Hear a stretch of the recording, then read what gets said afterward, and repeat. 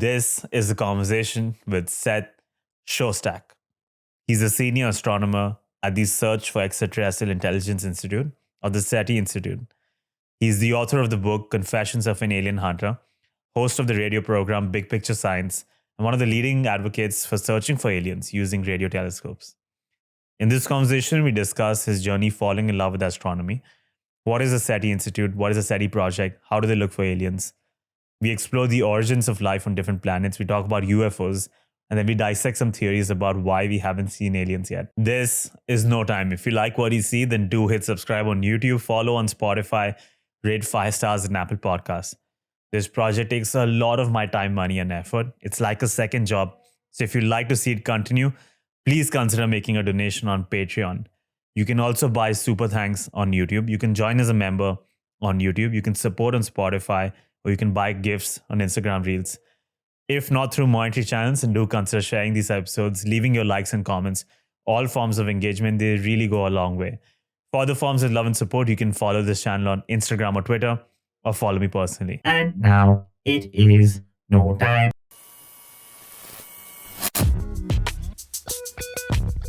Oscar Wilde had once said, "All of us are in the gutters, but some of us are looking at the stars." When you were 8 years old, you picked up an atlas and you came across this diagram of concentric circles, and your mother explained that these were planets, and that's where your love story began. Over the next few years, you watched the movie Destination Moon, you read the works of Arthur C. Clarke, H.G. Wells, you started visiting the Hayden Planetarium, and that love story blossomed. So I want to start here. What was it about the universe, about planets and stars and cosmology that attracted you at such a young age? What was it about the universe that made you fall in love with it so deeply?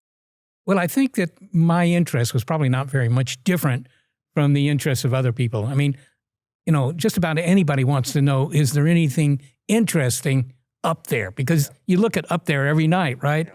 As a kid, I was in fact worried that the stars might fall on me. So I had a very early interest. But I had built a telescope by the time I was 10, and I did go to the planetarium in New York. I had relatives up there. So I was interested in space. It just seemed like the place to go. And apparently it is going to be the place we will eventually go. Do you think that will happen soon in your lifetime? Well, I hope it will happen in my lifetime. But, I mean, we've already sent lots of hardware into space. We've sent humans to the moon. But of course, it would be much more interesting, I think, for a lot of people to send humans to Mars. Mars is a lot farther away than the moon. It's like, 120 times farther away than the moon. So getting to Mars is tough, keeping everybody alive on the trip out there, keeping them alive for the trip back, and so forth and so on. These are all difficult things, but they're not terribly difficult in the sense that they're engineering problems, and they're not worse than that. I find it incredible. You mentioned the moon landing. I find it incredible that you have lived through all the major accomplishments in space history. You were there when the first satellite was launched into space, when the first man, Yuri Gagarin, was sent, the moon landing, the Voyager Pioneer expeditions, Curiosity, Opportunity rovers that were sent on Mars. Is there any one event, one milestone in space history that particularly stands out to you that you feel was a singular event in space history? Well, I think that would be the landing on the moon of astronauts, when we finally had people landing on the moon, because after all, that was different. It's one thing to send some hardware to the moon and let it crash into the moon, as the early hardware did, but to send people there that, you had to bring back, that was a lot tougher. And that happened when I was still in school. Yeah. And I do recall, just camped out in front of our old television watching it, because it was so exciting to finally go not very far, 240,000 miles or something like that to the moon, but it was far enough to qualify as putting humans in space. Yeah, you were 26, I believe, when the moon... roughly that, yeah. When Neil Armstrong in my 20s. He took one small step for man, a giant leap for mankind. Do you remember the mood that day, the sentiment around the nation? Do you have any memories of that day? Well, I mean, there were giant headlines, of course, and it was on all the television channels, at least the ones that existed at that time. Yeah. And everybody was watching. I'm sure it was one of the most watched television shows that had ever been produced. So, yeah, it was a big deal. It was a very big deal. In that moment, did you feel the gravity of that accomplishment? Now, when you look back, you say that's one of the biggest milestones. I don't know that I felt any particular feeling about the gravity of it. I mean, it was an engineering accomplishment. It was a technical accomplishment, right? But it was like, I don't know, sending out the early explorers from Europe, right, in the 15th century when people started doing that. And, they didn't know what they were going to find.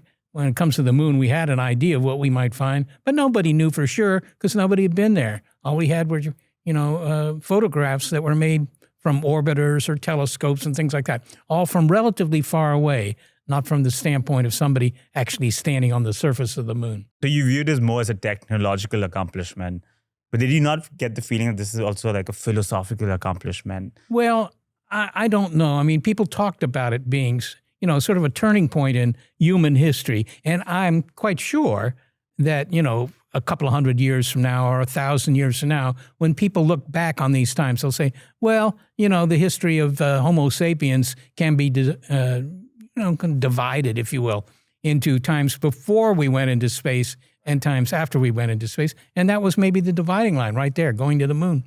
A cornerstone event. A year before the moon landing, you were at the Owens Valley Radio Observatory, where you were collecting data for your thesis about using the wavelength of hydrogen to measure the spin of galaxies. You were the only human within a 30-mile radius, so you amused yourself by taking pictures of telescopes, of yourself, by reading books. This is eerily similar to the plot of The Shining, by the way.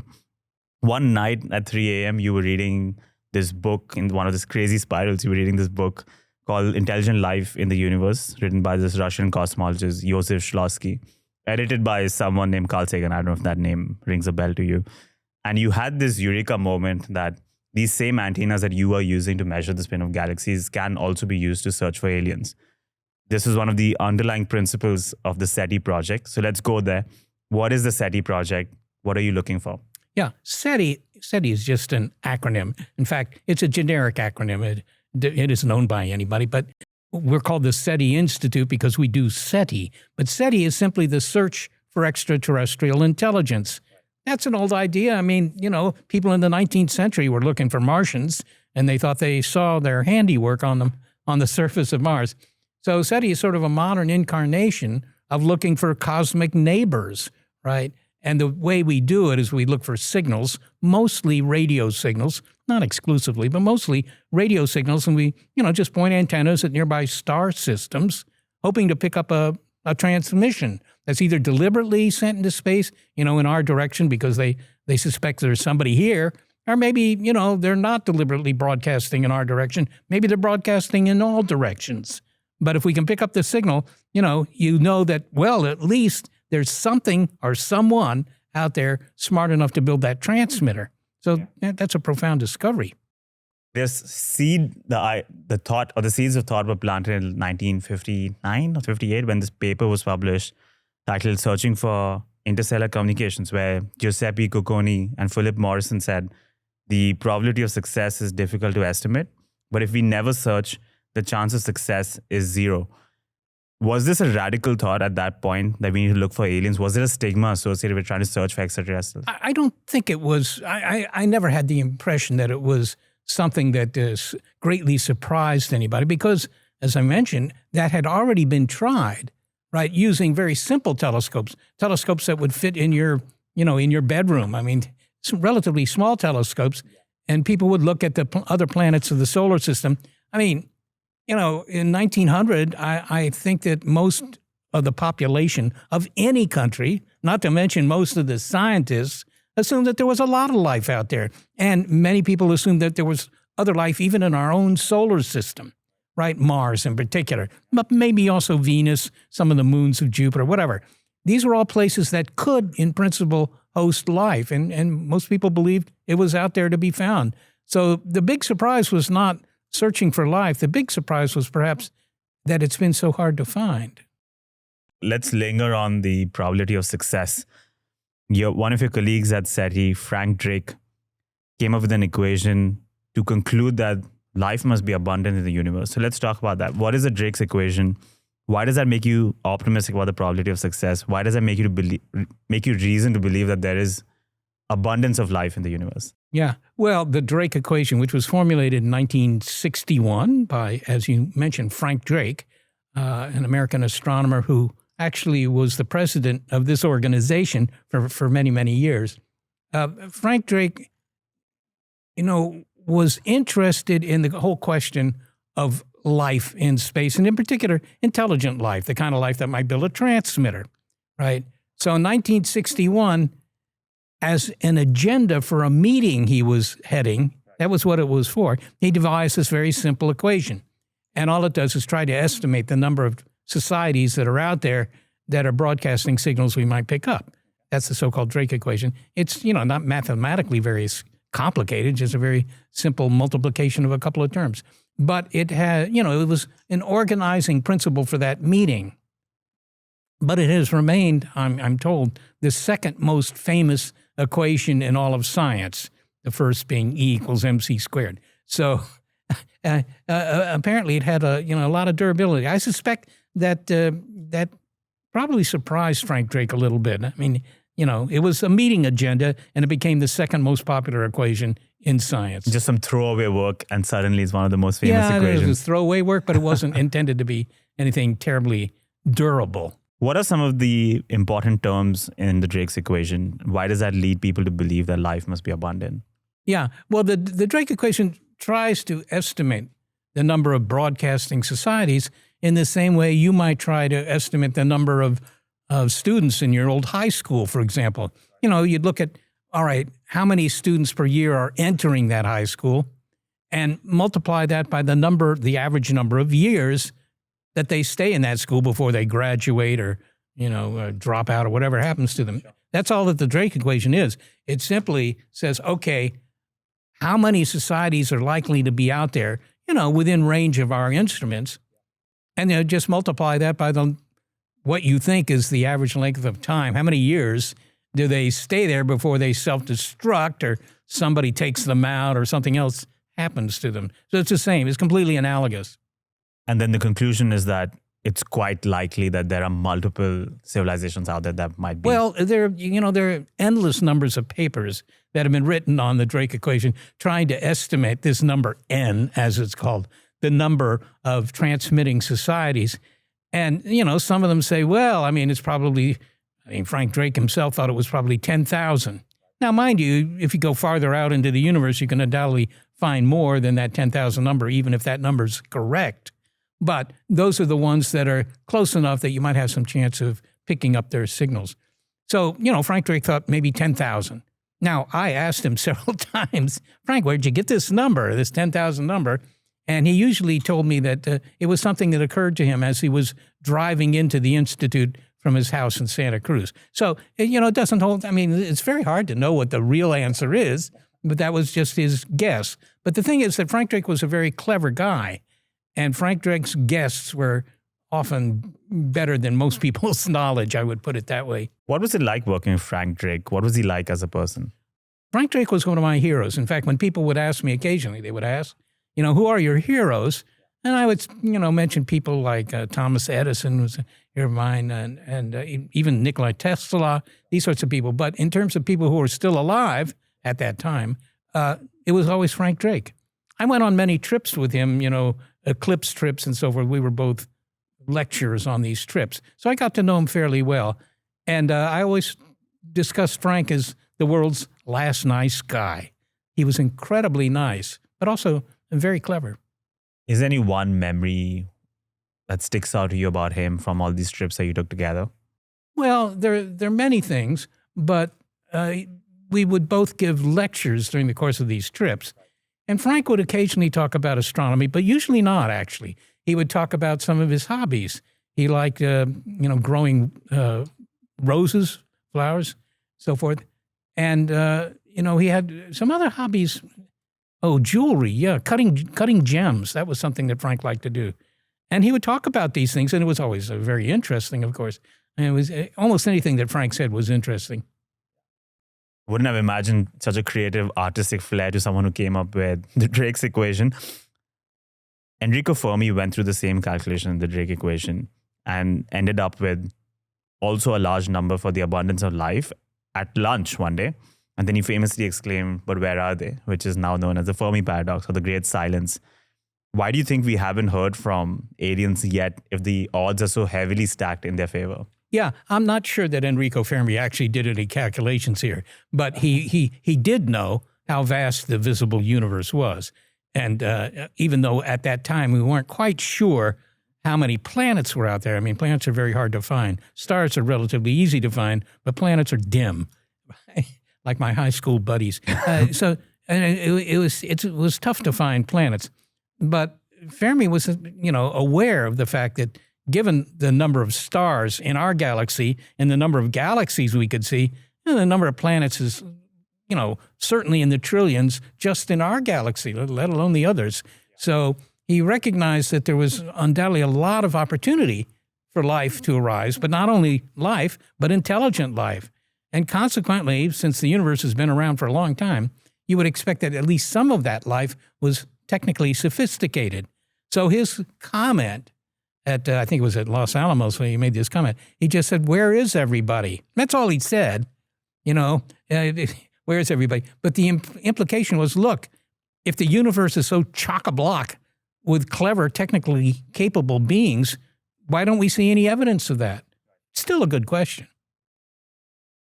Let's dive into the physics and engineering behind it. You mentioned planets are dim as compared to stars. So how do you detect planets? How do you find out? Most planets are found, we've been able to actually directly see, if you will, photograph, with a telescope, a few planets, a few big ones nearby. But in general, planets are found not because you can see them, but because you can see their effects, right? Planets are going around stars, so both the planet and the stars are dancing around one another. And that means that the star is also moving, right? It's a partner in that dance. And because stars are bright, you can measure that motion of the star as it dances around the planet. Well, the planet mostly dances around the star, but they dance around one another. This is the wobble method? This is the wobble method. Yeah. And that is the principal method used to find planets that are called exoplanets because they're outside our own solar system. And is that a definitive conclusion that there is a planet? Is there no other naturally occurring phenomenon that could cause this? A lot of people have tried to explain away the measurements that are used to support this idea, particularly in the early days when it was first being used to detect planets. There were some famous cases where some famous scientists would say, look, you guys are fooling yourselves. These things you're measuring are interesting, but they have nothing to do with planets. But they're wrong. They do have to do with planets. They are, in fact, planets. What kind of telescopes do you use at SETI? What kind of signals do they detect? Yeah, well, there are various kinds of telescopes, obviously. There are the mirror and lens telescopes that everyone's familiar with. Those have been used also, by the way, to search for ET. It might be a great way for an advanced society to communicate with, its colonies or other societies or whatever. If they want to communicate between the stars, how do you do that? You could try and find a mailbox and, put something in there. Hope it gets to another star system. Probably not going to work. But what could work is to send a signal up there, like a radio transmission or a light beam, both of which travel at the speed of light. So that's the fastest you can communicate anyhow. So, and it's also not terribly hard to build a laser or a radio transmitter. We do it all the time now. And the aliens, presumably, at least the sophisticated ones, will have knowledge of these sorts of technologies, and they'll be able to find flashing lasers coming from other star systems. How do you know which frequency to listen at? You don't know what frequency to look at to listen to if you're doing a radio search. But the first searches were conducted at frequencies that were very close to a natural emission frequency of the hydrogen atoms. Hydrogen atoms, you take a bunch of hydrogen atoms, you put them here on this table, and they will spontaneously, slowly, but they will spontaneously emit a little bit of radio waves, okay, a little radio radiation. And that's just physics. That's sophomore physics, if you will. But we know that, and the aliens will know that, and that gives you a kind of a preferred spot on the radio dial where you might expect transmissions, because everybody will know that frequency, everybody that has sophomore physics. Why would that definitively prove the existence of extraterrestrial civilization? You have to look at the characteristics of the signal. the universe makes lots and lots of radio waves, right? I mean, the sun spews out radio noise all the time. Yeah. Jupiter spills. I mean, almost anything that's at least a little bit warm produces a measurable amount of radio radiation. So that's not so surprising. But what a transmitter does that something like the sun doesn't do is produce a radio transmission that's at one spot on the dial, that's at one frequency, whatever it is, right? I mean, think of your local television station. It's broadcasting radio waves into the atmosphere, into the environs, wherever it is, right? But it's at one spot. It's at channel 7 or it's whatever, okay? Nature doesn't do that. It just typically, not always, but typically it produces radio radiation at all frequencies, just like light. Stars are not just one color. They're basically all colors. Is the frequency of hydrogen, was it 1.42? That's 1420 megahertz. Is 1420. Yeah. I mean, it's known to like 10 decimal places or something, but in any case, that's roughly what it is, 1420 megahertz. The water hole. Well, the water hole is slightly different. The water hole is the region of the spectrum between the hydrogen line frequency and another naturally occurring radio signal, which is called is due to the hydroxyl radical, OH, if you're a chemist. So, that also produces natural radio waves. And between those two is a fairly narrow part of the spectrum that, again, even the aliens will know about, at least the ones you might want to hear from. 42, this number suspiciously keeps coming up. I feel like Douglas Adams was onto something when he said 42 would have some meaning. Yeah. Well, it's one of 100 two-digit numbers, so maybe it's not so surprising that it means something to somebody. Let's dive into the origins of life. This is another subject that SETI is intricately linked with. It's linked to the search for extraterrestrial intelligence. Let's make matters simple. Let's take an Earth-like planet first. How does life emerge on an Earth-like planet? We don't know, actually. That's a very fundamental question. How did life get started? And of course, mostly you're asking that question because you want to know how life got started on Earth. Now, what do you know? Well, you don't know how it got started because nobody was around to kind of write it down. But you do know more or less when it happened. It happened between 3.5 and 4 billion years ago. Right? Now, Earth is only 4.5 billion years old. So it happened when the Earth was still very young. In other words, it happened very quickly.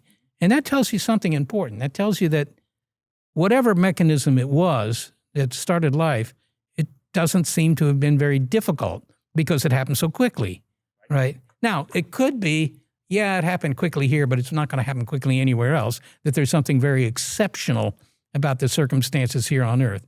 Could be. Nobody knows what those exceptional circumstances are. I mean, we don't know what's particularly exceptional about Earth. And it's a very suspicious idea. Oh, well, life got started here and it got started quickly because Earth had just the right characteristics, but you shouldn't expect it to happen on most other worlds. That kind of statement, it might be true, but it's suspicious because it makes us special. And the history of science says, don't assume you're special because you're probably not. There was an experiment that I guess validates everything you've been mentioning. In 1952, Stanley Miller and Harold Urey conducted the Miller-Urey experiments, where they tried to simulate the Earth's environment in a test tube, send electrical sparks through it to simulate lightning. And they discovered the presence of organic molecules, thereby concluding, or I guess revising a Bayesian priors that we used to think life originates maybe 1 out of a trillion chances. But clearly, if you had Earth-like conditions, you simulated lightning through it, it was relatively easier for life to emerge. Yeah, they were a little bit surprised, Miller and Urey, when they did their experiment. I think it was at the University of Chicago, wherever. But in any case, they found that indeed you just take some, atmospheric gases, the kind of gases that would have been in the atmosphere here, 4 billion years ago when Earth was still young, and you just, let a lightning bolt shoot through those gases, and you produce some molecules that are essential to life, that are found in most life here on Earth. And that suggests that, all right, creating life, didn't take very long here, but on the other hand, there wasn't anything miraculous about it. You just had to have the right ingredients and the occasional lightning bolt. Well, you're going to find that all over the universe, that kind of situation. So the Miller-Urey experiment was interesting in that it suggested a natural way for life to get started, or at least the building blocks of life. And that, again, suggested that maybe it happens a lot. Do we have an estimate on how many Earth-like planets there are? Well, not such a great estimate, but we can say this. Observations made since the 1990s have shown that, there are roughly, well, put it this way, 60, 70, 80% of all stars that are similar to the sun have a planet with the same average temperatures, the same average size as the Earth. So there are a lot of Earths out there, right? There might be 1 trillion Earths just in our own galaxy. We can see 200 billion other galaxies, each with presumably 1 trillion Earths. There's just a lot of real estate. That's a relatively recent discovery. I mean, it was assumed for a long time, but now we know it's true, right? So, yeah, how many planets out there are cousins of the Earth? I don't know, but it's a big number. It's trillions. For sure it's trillions, just in the part of the universe that's close enough to us that we can see it with our telescopes. There's trillions of Earths, and like you mentioned, the Miller-Urey experiment showed us that in Earth-like conditions, it seems quite inevitable that at least organic molecules will develop. So there's a great filter theory, which speculates that in the development of life from organic molecules to complex intelligent life, there's a filter at some point. There are two possibilities. Either we've crossed that filter, which means we are an evolutionary fluke. Stephen Jay Gould used to say we are an evolutionary fluke. Suppose the rare Earth hypothesis, or the filters in our future. So from these simple organic molecules to complex intelligent life like ours, at some point there's going to be a barrier that we have to cross, which most civilizations do not make, because there's a clear fact that we haven't seen any so far, despite trillions of Earths out there. What is your take on the great filter theory? Yeah, the great filter theory, I mean, it's one of those just so stories, right? And, that we're very privileged. I don't buy it.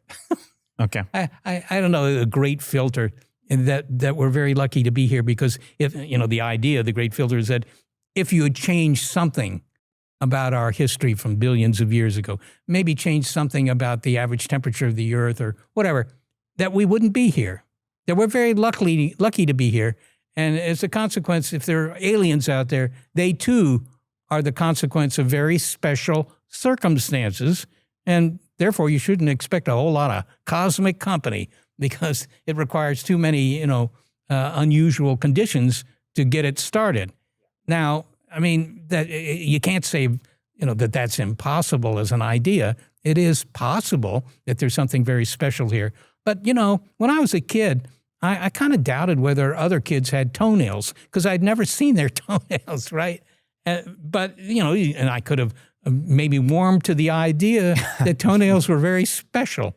But it turns out, again, that every time we've thought we were special, at least in an astronomical sense, we were wrong, right? We're not all that special. It's a little disappointing, but we're not all that special. And therefore, the idea that this is the only planet or one of the few planets where you've got not only life, but intelligent life, that's a suspect, that's a suspect argument. So you clearly dismiss the possibility that the great filter was in our past, that we were special and we crossed it. But is there a possibility that the great filter is in our future, and that might explain why we haven't heard from? Well, I think the whole premise for the great filter, I mean, why is there even such an idea called the great filter? I think it's largely motivated by the fact that we still haven't found the aliens. So, best we can say today, we're the only intelligent species in the cosmos. I mean, you can't say that's wrong, because it's very hard to prove a negative. But on the other hand, again, I don't subscribe to that. I would be extraordinarily surprised if it turns out that we're the only intelligent species, right? Keep in mind, even here on Earth, right, there's a long history of life, biology, and we're the only ones that have been, have gotten to the point in evolution where we can do things like make video games or write books or whatever. But on the other hand, if you had just changed some of the things that happened 3 billion years ago here on Earth, I think you would still end up with species that could do all that. Because, look, there's survival value in being clever and being able to understand, the principles of science. That has a lot of value. And I suspect that the process of evolution would select for other beings that also have that ability. Those are the ones that are going to be the most interesting ones. Those are the ones you're most likely to hear from too. So intelligence, sentience, consciousness seem to be inevitable outcomes of entropy or evolution at play. Yeah, I don't know if I'd say inevitable, but they seem to me to be fairly likely. I mean, it's like eyes. We have eyes. There are a whole lot of other species that have eyes. Why do we have eyes? Eyes are very useful, actually, in navigating your environment and catching dinner, whatever, finding a mate, right? And consequently, lots of animals have eyes, right? I mean, in the oceans, on land, whatever. They're very common. And I assume that many aliens also have eyes because this is just a useful development that evolution is going to, in my opinion, produce many times. Would you change your beliefs on the Great Filter if we were to find life? And I say this because Nick Bostrom has said that it would be extremely bad news if we find life on Mars or organic molecules on Mars, because then we have to update our Bayesian priors from the possibility of life at the moment being 1 in trillions down to 2 out of 9 within our solar system itself, implying that it's relatively easy for life to emerge, but something happens, the Great Filter is ahead of us, which is why we haven't heard from the aliens. And as a result, there's an impending doom for humans as well. Yeah, it's an interesting argument that Bostrom's essentially making here. He's saying the fact that we haven't detected any alien societies, right? We haven't detected any intelligent aliens is because at some point they self-destruct or they are wiped out.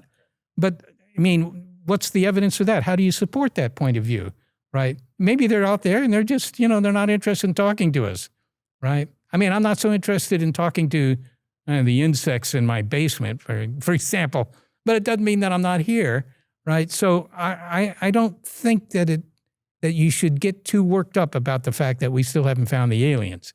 That may have nothing to do with the prevalence of aliens. What about origins of life on non-Earth-like planets? We've only talking about Earth-like planets so far, but is it possible that life can emerge? Yeah, I think life can. Look, what do you need for life? Well, you need the ingredients, hydrogen and carbon and nitrogen and oxygen, all these sorts of things. But we know that list of ingredients is one you would find in almost every solar system. There's nothing very special about that. They're all over the cosmos. I mean, we know that.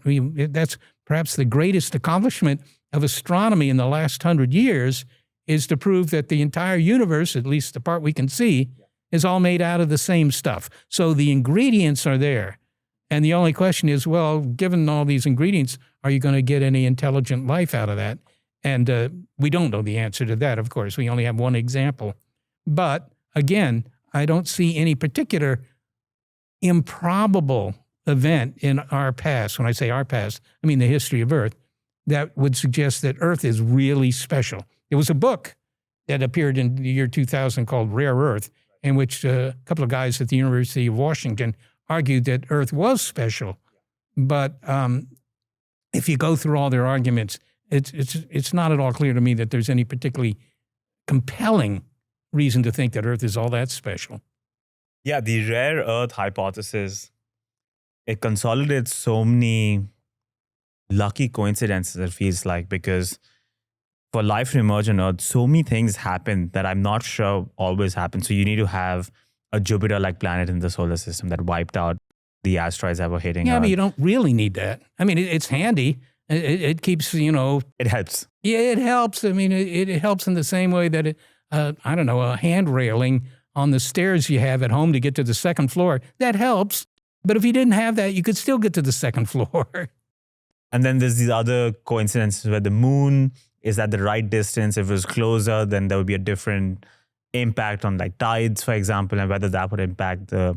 Again, I mean, yes, it's true that the moon influences the tides, but so does the sun. I mean, the moon is 3 times more important in terms of tides. I think it's factor 3. But in any case, you would still have tides without the moon. And even if you had weaker tides because you didn't have the moon, does that mean that you wouldn't get life in the oceans? Not clear to me that it does at all. It would change the story a little bit, but you'd still have the story. Yeah, and then this feels like this is lucky coincidence that the dinosaurs were wiped out because of this asteroid, and then life could, in a way, reset and start again. Otherwise, dinosaurs would be the ones that would be... Well, I don't know that the dinosaurs would agree with you that it was just a good thing that they got wiped out. But there is that question: would evolution have stopped with the dinosaurs? Would we, just find dinosaurs roaming around the Earth today, 65 million years after the dinos got wiped out? The dinosaurs were evolving too, right? I mean, you can't stop evolution. Right? Nature's always selecting for those critters that have what it takes to survive. So yeah, maybe a lot of people today would have long tails and big heads and so forth. They look more like dinosaurs. But intelligence, which is what you're really talking about, intelligence isn't something that dinosaurs couldn't develop if there was some, reason for them to do so. And the reason that you can come up with is that intelligence really helps you to survive, right? Intelligence is very useful. And consequently, I think, eventually you'd have smart dinosaurs. But there were millions of years that went by, and dinosaurs, well, I'm not aware whether they invented the internet or whether they were reflecting on consciousness or these big questions. It feels like humans achieved that stage much quicker. Yeah, well, humans were set up to achieve things more quickly because they had bigger brains, right? But you can't say that humans were suddenly there was this species that had big brains, right? The predecessors to Homo sapiens, there was a whole line of homos, if you will, that also had big brains. I mean, big brains were a thing, not in all species by any means, but I mean, think about your cat or your dog, right? I mean, they don't write great literature, at least most of them don't, but on the other hand, they're a lot brighter than most of the animals that populated this planet 100 million years ago. So being smarter is such a good thing from an evolutionary point of view that I think it's just going to arise in most biosystems. You've established you're not a big fan of the great filter theory. Elon Musk believes that if we build a self-sustaining civilization on Mars, then that's a good indication that we have crossed our great barrier because now you have two separate independent sources of life. Do you think there would be a philosophical implication of having a civilization on Mars? I don't know that having a civilization on Mars would be any different than having a civilization on New Zealand or Australia, right? Okay, so, I mean, you have civilizations wherever you have intelligent beings, right? There's always some sort of culture there. And these civilizations have their own characteristics, their own plus and minus points. But I don't think there's anything terribly miraculous about that. That's if you have enough thinking beings in one place, you're going to get some sort of culture. There seems to be a charm. I feel like the next big frontier now is another planet. So having a civilization on Mars feels very different from having a tribe on a different island. It puts your eggs in two different baskets. Do you view them as one same thing still?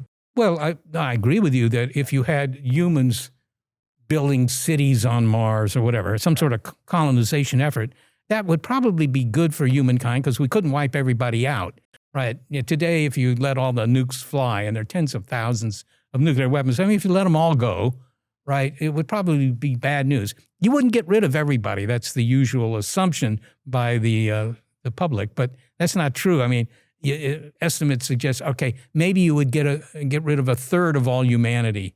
Well, that's bad if you got a bridge club, right? Yeah. If you get a third of humanity wiped out, not good. But on the other hand, you haven't wiped out the species. It's very hard to get rid of all humans. I mean, you can try just as a project for the weekend, but it's very hard to do it, no matter what your weaponry might be. Okay, well, that's an uplifting thought.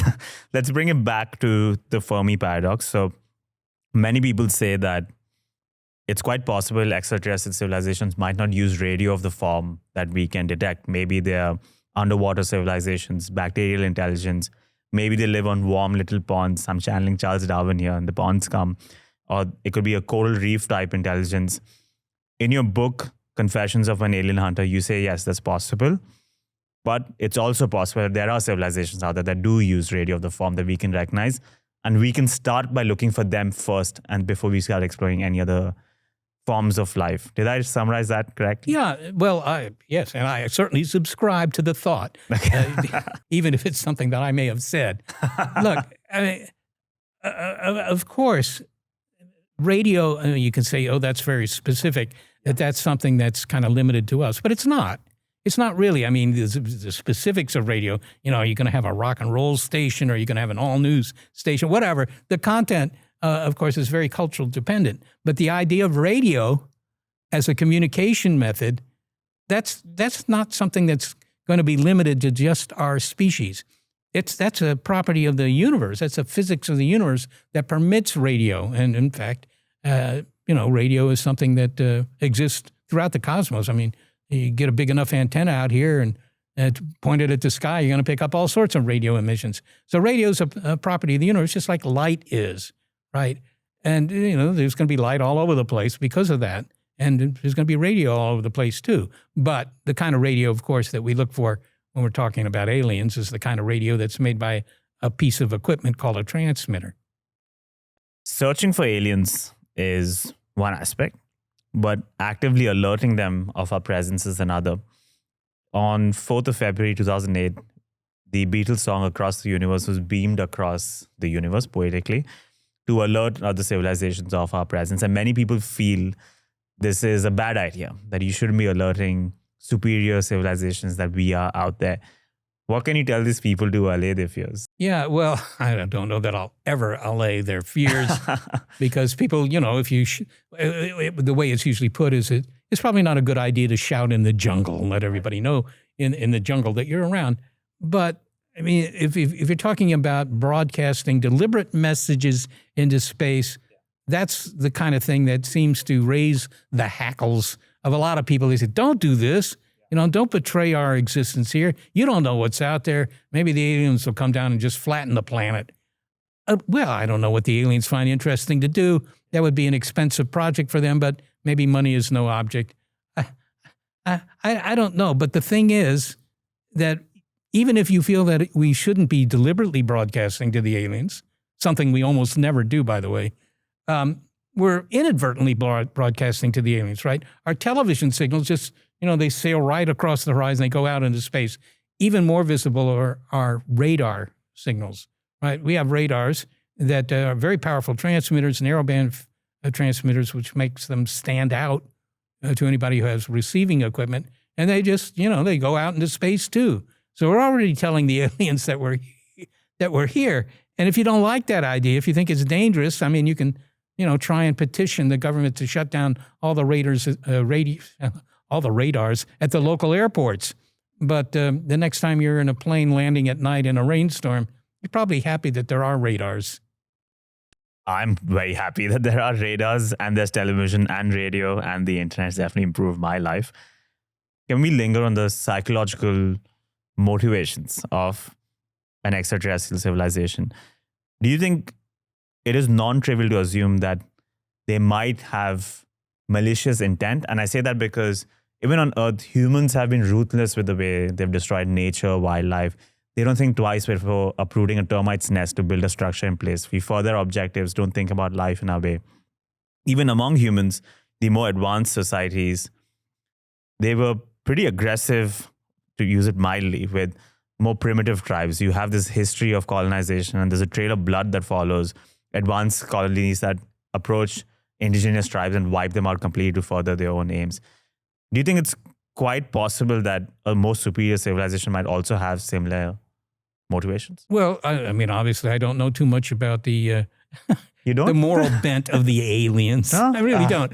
I mean, you notice here on Earth that aggression, at least in measured quantities, if you will, but aggression pays off in the short run. Aggression does pay off, right? And I'm sure that would be true for any biological species out there. So maybe some aggressive aliens do get away with things for a while. I mean, that they, maybe they take out all the other aliens in their neighborhood. Well, only one of the societies is likely to be able to do that, because otherwise they're going to confront other societies that are more advanced than they are. And it would be like, the Indians of the 15th century and the Americas taking on the Europeans. They wouldn't win. And that's because of a rather slight difference in technological level. It was estimated to be a couple of 100 years in one book that I read. So, but that was enough to make one side completely dominant. That may be true too when it comes to other societies, or maybe just very slightly more advanced societies, if they're aggressive, if that's still in their behavior repertoire, then yeah, maybe they could wipe others out. But I'm comforted by the fact that the universe is big. And I had the feeling that the universe was made big just to keep, various species from malevolently attacking other species. I mean, I don't mean to attribute some sort of moral imperative to the fact that the universe is big. But on the other hand, it does sort of insulate you from most of the other worlds of the universe. So, I'm not so worried. I mean, I don't know that there's any intelligent species within a rocket ride of Earth. And, if they wanted to come down here and do some terrible things, they've had plenty of time and they don't seem to have done anything. The fact that this probability exists has led some people to develop the dark forest theory, which speculates that the optimal strategy for most civilization is to stay low, stay undercover. Because if you construct your payoff matrix, because there is a probability of them being superior and aggressively wiping out civilization, and that outcome is so heavily negative, the payoff matrix is skewed definitely in one side. So your optimal strategy should be just lay low, don't even alert people that you're there. Well, you could say that's an optimal strategy for anybody living out there. Look, how many people don't lay low in some sense? Most people do lay low. They do their thing, right? They go to work in the morning, they go to school, and they come home, they deal with their family, they supply the family with food, whatever. But basically, they're laying low. People on the other side of the globe don't know about these people, right? So laying low is certainly maybe a good strategy for survival. I mean, you just stay out of the way and don't be a metal duck in a shooting gallery. Right? just lay low. But I stumble on the idea that all societies will lay low, right? I just can't believe that they all adopt the same very uninteresting and defensive strategy. Some of them are not going to lay low. Maybe they're overconfident. Maybe they figure nothing can touch us. I don't know. But, they just in the course of building their society, eventually they become detectable, just as Earth has become detectable in the past, century or so, because we've constructed powerful transmitters.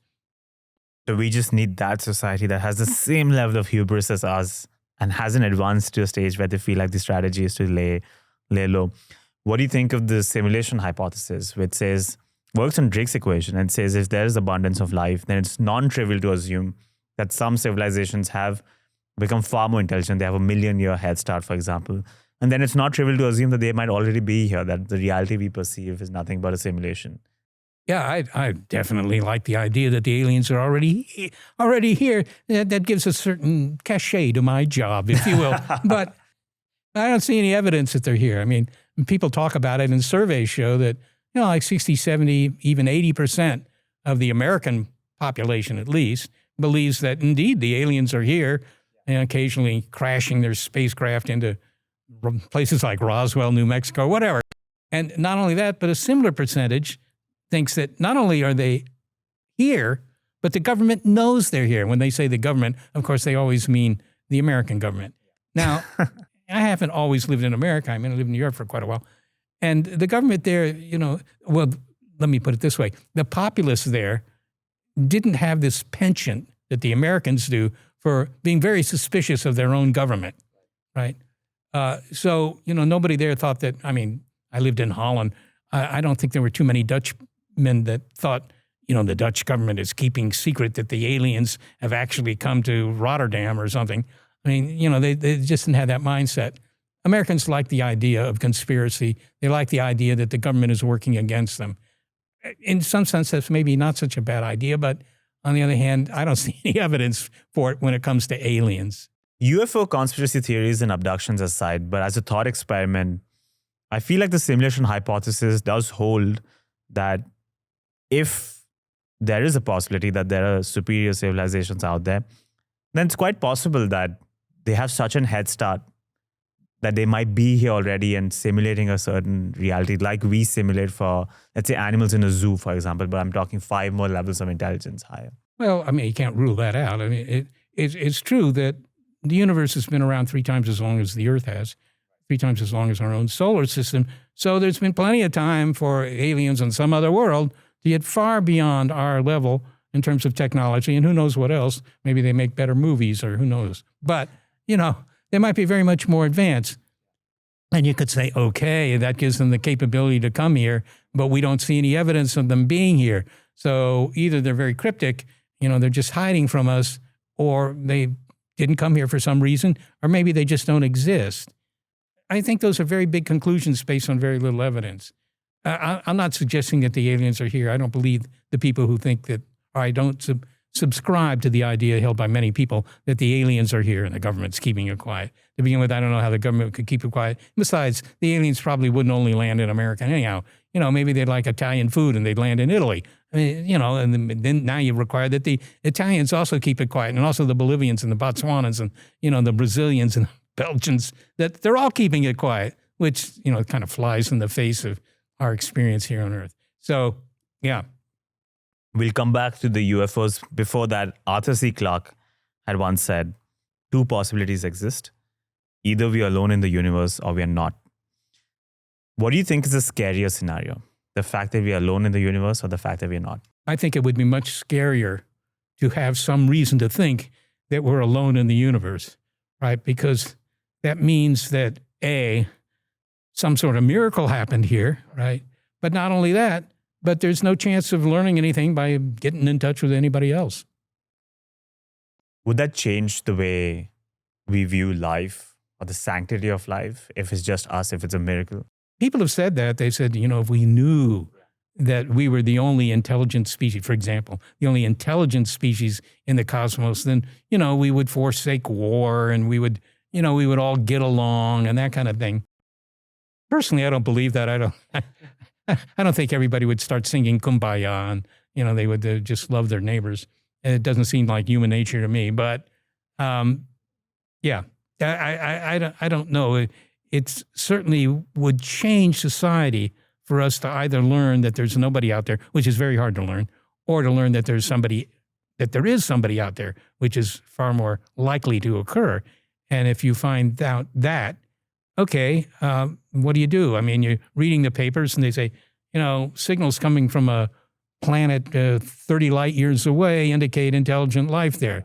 You still go to work in the morning. I mean, it changes your philosophy of life maybe, but it doesn't change the, if you will, the practicalities, the actualities of your life.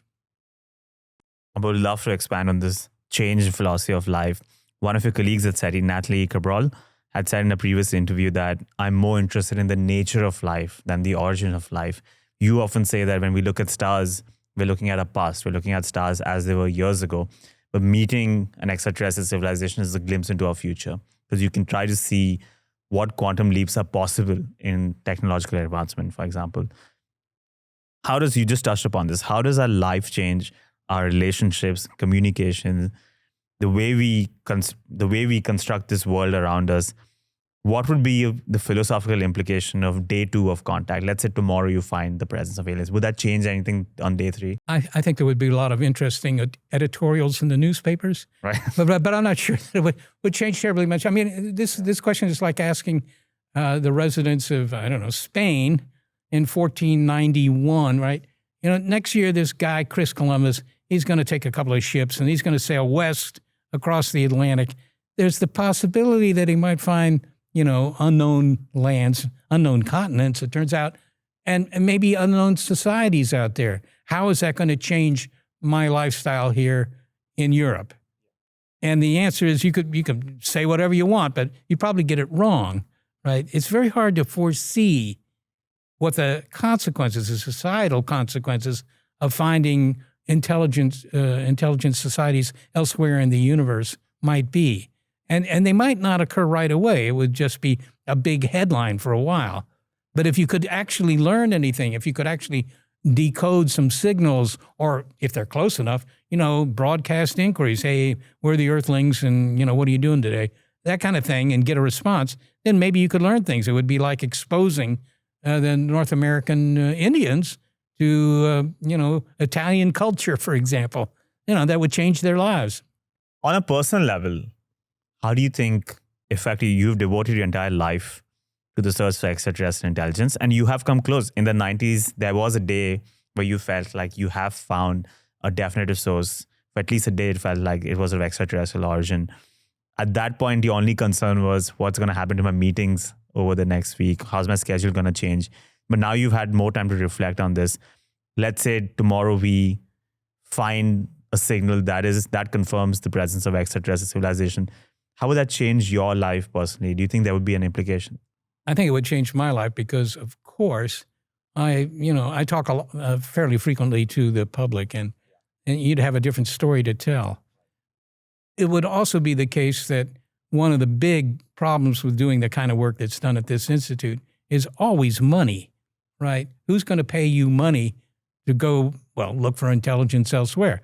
There are some wealthy people who might find that interesting, who do find that interesting, but not very many. It isn't funded in the way that something like, for example, nuclear physics is funded, right? That's basic research.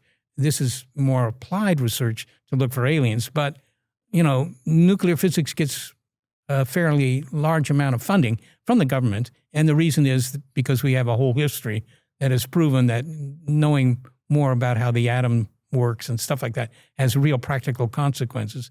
Finding the aliens would have practical consequences too, but it might take a long time before it's clear what those are. We have come close. We've had some close encounters, and some of these have still not been completely proven to not be of extraterrestrial origin. We have Tabby Star, Oumuamua, the Wow signal, the Allen Hills meteorite. Is there any one of these that you find particularly interesting, or do you think all of these have been debunked? Well, it's not a matter of being debunked, but they have all been explained, at least to my satisfaction. I mean, you take the WOW signal that was picked up in the 1970s by a radio telescope on the campus of Ohio State University. And I've talked to the people at Ohio State, of course. I know several of the astronomers there. And I asked them, what do you think that the WOW signal, as it was called at the time, what do you think the WOW signal really was? Could it have been aliens? And they said, no, it was most likely interference in the electronics of the telescope. Okay, you can say, they're just, they're being disingenuous. Obviously, it was aliens. But that's not at all obvious. In particular, the WOW signal was only seen once. And in science, if you get an interesting experimental result, but you can only get it once, that's very, very suspect. What about Tabby Star? Tabby Star is another example. I mean, I've talked to Tabitha, and, sure, it's unusual, but that's really the, if you will, what astronomy likes to do is find new things, right? Nobody's interested in going and observing something that was observed, 50 years ago, right? It's always a matter of finding something new. And when you find something new, there's a tendency amongst some people, anyhow, to say, well, it's aliens, right? Aliens are a very handy excuse for anything you don't understand. But I wouldn't give the aliens credit for most things we don't understand, let alone all of them. I'm guessing you're including Oumuamua in that category. I think we know what Oumuamua was. It's a rock. It'll come back. But, there are a lot of rocks in space, of course. And Oumuamua was, long, thin rock.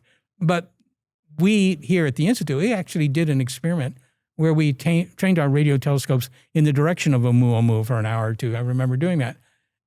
See if we picked up any signals. Did it have a transmitter on board? Rocks usually don't. And we didn't pick up any transmitters. Yeah, well, keep me posted. Yeah. Is there one depiction of extraterrestrial civilizations in pop culture that you particularly like? There have been so many. I remember when I read the book Cosmos by Carl Sagan, he had illustrated a possible life form on Jupiter of hunters and floaters. And I found that really captivating because until that point, I had not even imagined that life could exist on Jupiter. And he had created a world where it could be possible. You have quite commonly little green men in so many movies. I thought the movie Arrival had a very interesting depiction of extraterrestrial intelligence. Contact, Annihilation try to tackle superior forms of intelligence, unfathomable forms of aliens.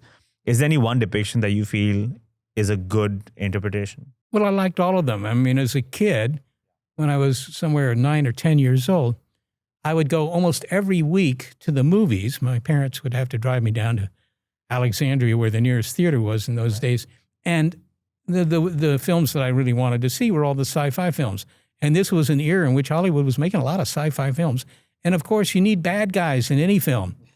And aliens are great bad guys. You don't get too much pushback from alien culture saying, hey, look, we don't like this negative attitude you have toward our culture. So, I really like the whole idea of aliens. And usually they would come to Earth with bad intentions. But again, that made for a good movie storyline. But, I mean, it's not clear that any of that is very realistic. Yeah, so you liked all of them. And unfortunately... I did. I liked almost all of them. Yeah, just about all of them. And in fact, in later years, I started writing reviews of some of these films as they would come out that were published by Space.com in New York.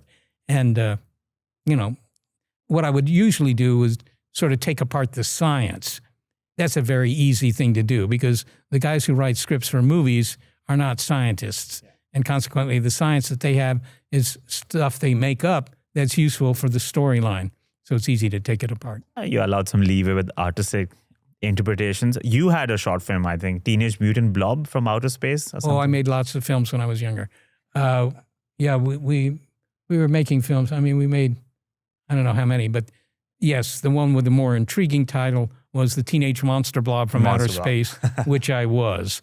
Yeah, the aliens come to Earth, but they're not these big monsters that are eating people. They're just small little things that you could step on. So that one, but.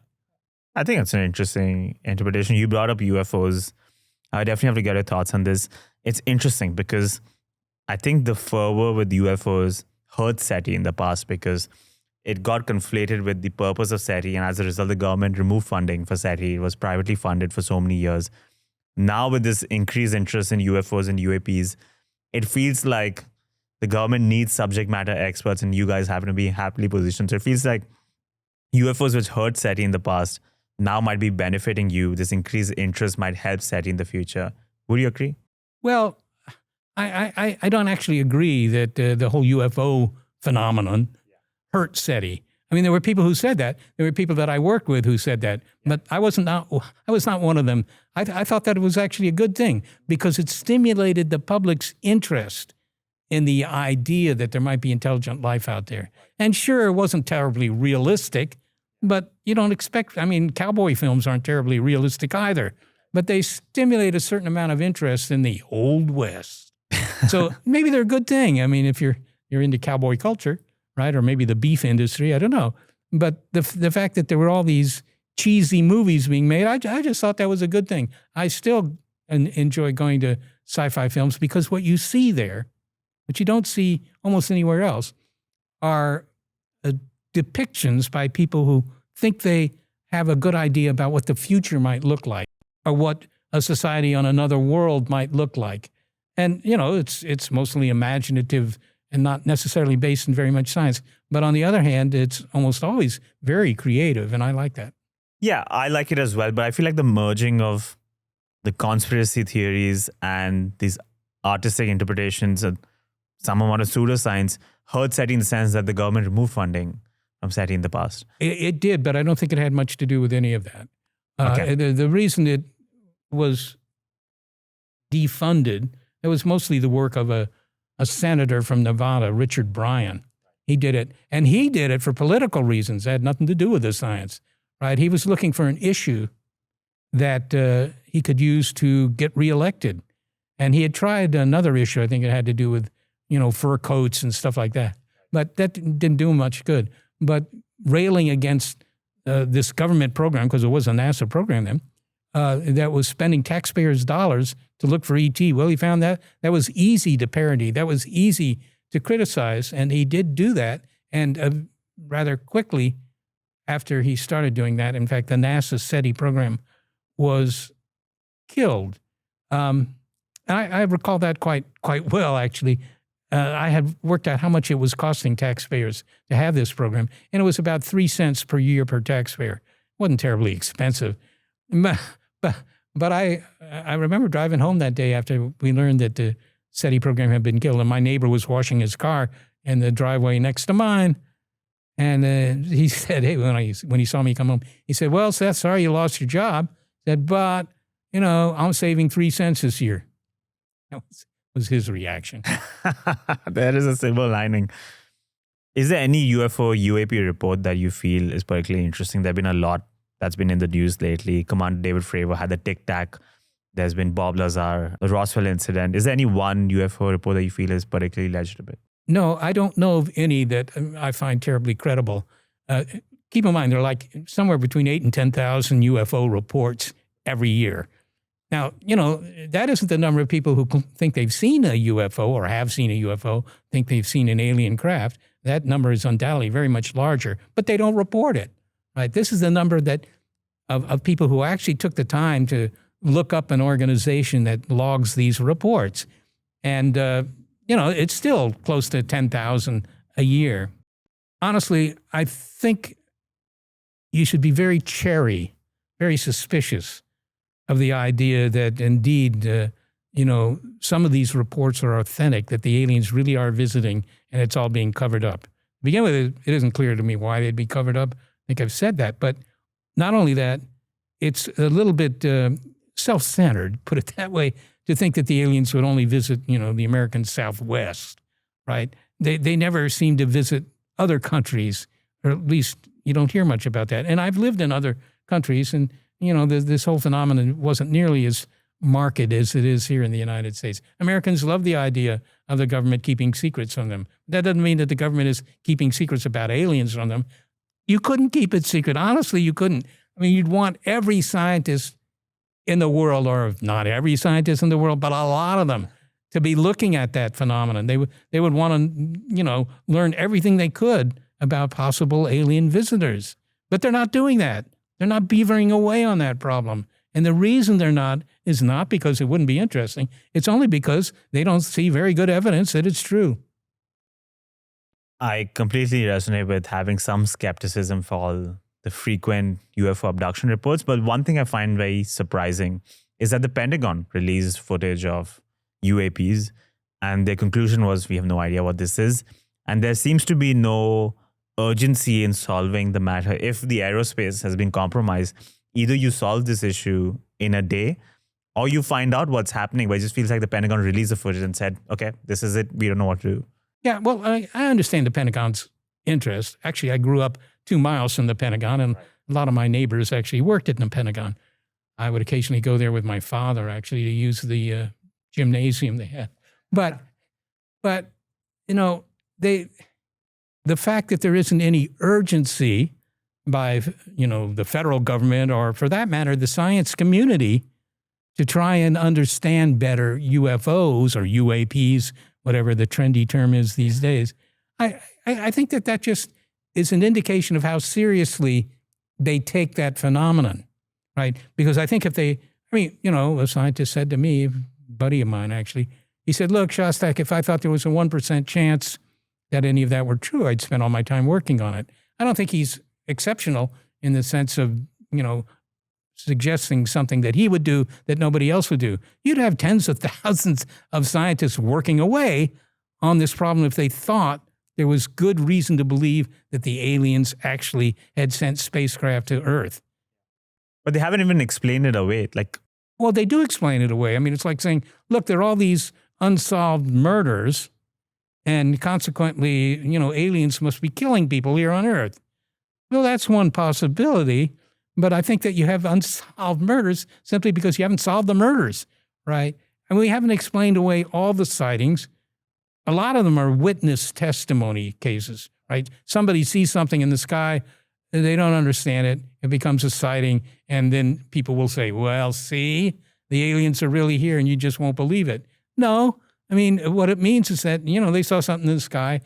We weren't there. There weren't 100 people on the ground with cameras photographing it, so we don't know what it was. There are a lot of things that people see and you don't know what it was, right? You hear a strange sound at night when you're lying in bed. In most cases, I don't know what it was, but I don't assume that it was aliens or anything particularly exotic. Let's start wrapping up. But before I go into the closing questions, I would love it if you can tell me what I've built with the Lego. What do you think this is? Well, looking at this, yes, to me it looks like an animal you find mostly in desert regions of the Earth, right? This looks like a camel. I don't know about that cubical body back there, but that's what it looks like to me. Now, maybe that's not what it is at all. Maybe it's a chess piece, or who knows? But I don't know what that is. This looks like the entrance to a Don't destroy my masterpiece. Yeah, sorry. It's fine. The entrance to a, if you will, an ancient construction in the Middle East, right? I mean, there are a lot of, dead cities there. A strong Middle Eastern influence, an ancient construction site, and a camel couldn't have landed better. So it looks like we're in the sands of the Sahara. We're in the desert south of Cairo. Yeah. Saharan desert. That's exactly what I was building. Yeah, was it? Awesome. Let's go into some closing questions. What are some books, movies, role models that have strongly influenced you in your life? Well, I think mostly I was influenced by movies. I didn't read science fiction as a kid. Honestly, I didn't. I had friends who did, and they were just, completely taken by it. And as it turns out, I actually knew Isaac Asimov's daughter. I guess you could say I know her. She lives in New York, actually. And when I go to New York, we usually go to lunch or something. And so, I had sort of an indirect contact with Isaac Asimov. But I didn't read too many of his books. I didn't read science fiction. That wasn't what I found interesting to read. So I didn't.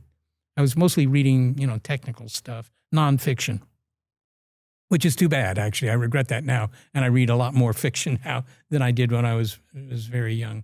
But it was the movies that actually had the biggest impact in terms of my thoughts about alien life.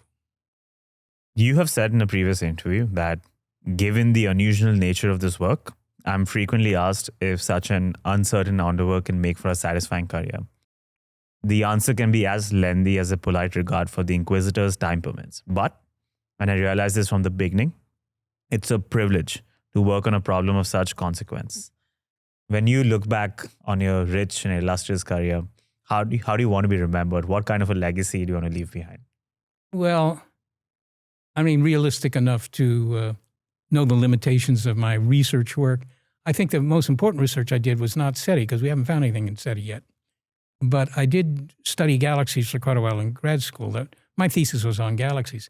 And what I found was that galaxies, almost all of which are spinning, all the spiral galaxies are spinning, that they were spinning much faster in the outer regions than we expected.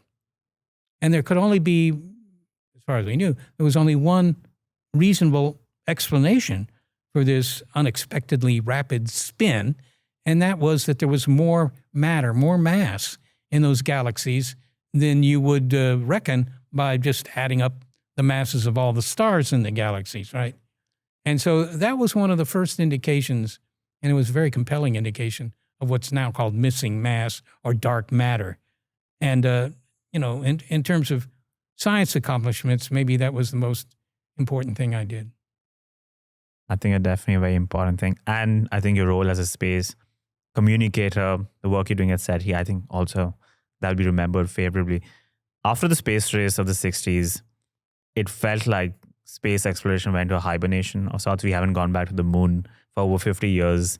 Now with the rise of commercialization of space, the rise of SpaceX and Blue Origin, it feels like there's a rekindling in interest and curiosity in space exploration.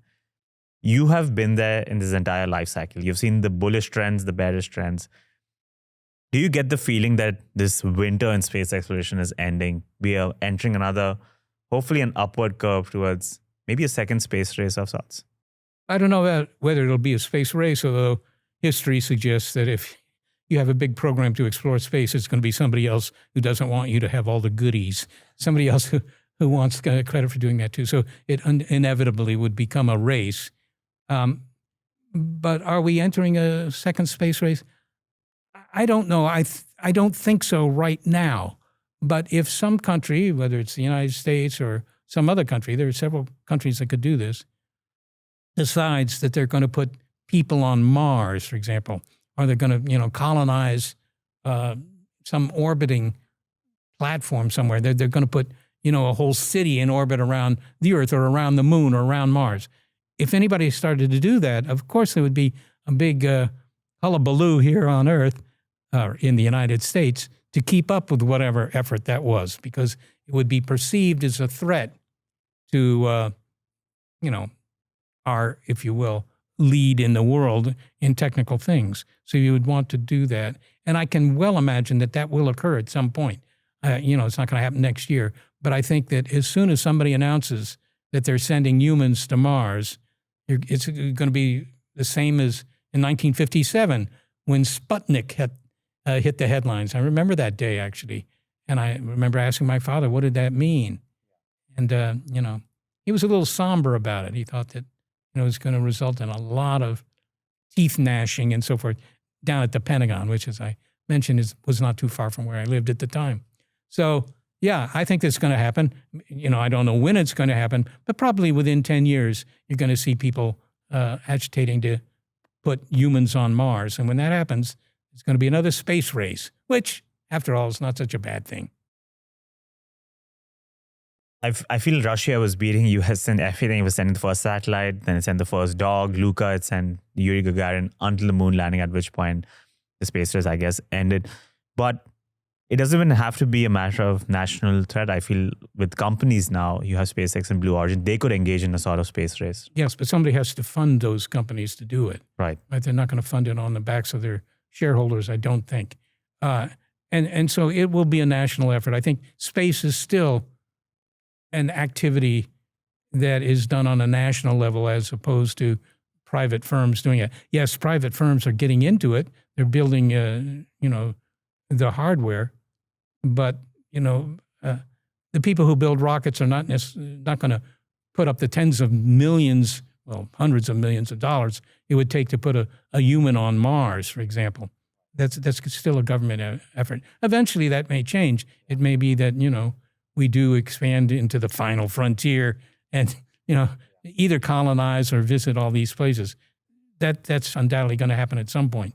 I don't see it happening in the next couple of years. Well, I hope it speeds up. In 2013, in a TED Talk, you told an audience that we will find aliens in 24 years. You made a bet, or you're going to buy all of them coffee. There's almost a dozen left now. Do you think we will find aliens by 2035, or are you going to buy me coffee? I'm going to buy you coffee if we don't. I still stand by that. I mean, admittedly, we haven't found the aliens yet. But on the other hand, the reason I made that bet, aside from, scaring some of my neighbors, the reason I made that bet was if you looked at the speed with which technology to find aliens was improving, right? It was doing something akin to what's called Moore's Law here in the Silicon Valley. In other words, every 2 years or so, the speed of the search was doubling. That's still true. So, the fundamental calculation was to work out that, well, by the mid-2030s, say 2035, scientists will have looked at about 1 million other star systems with radio telescopes trying to pick up a signal, or with optical telescopes trying to see a flashing laser or something.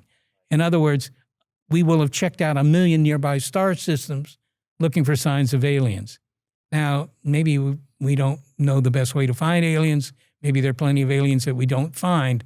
But on the other hand, on the basis of what we know now, I think if you look at 1 million nearby star systems, you're going to find at least one that has a planet with some aliens on it. How many have you looked at so far? We've looked at thousands. Oh.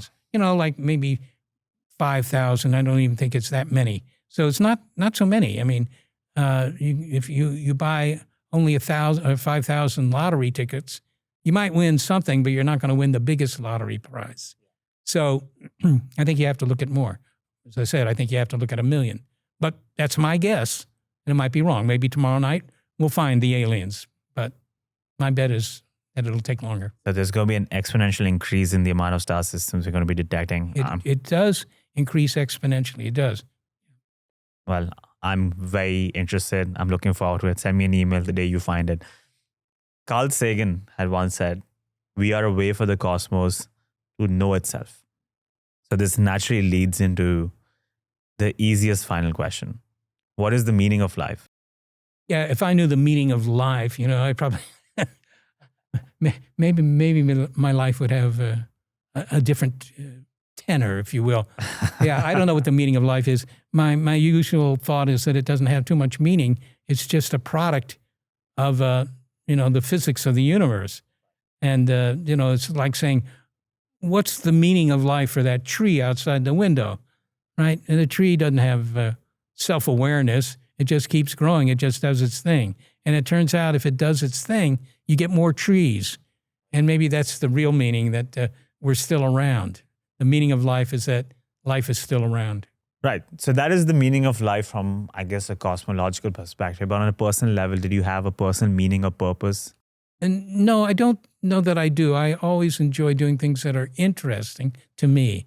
And so it's very selfish in a way.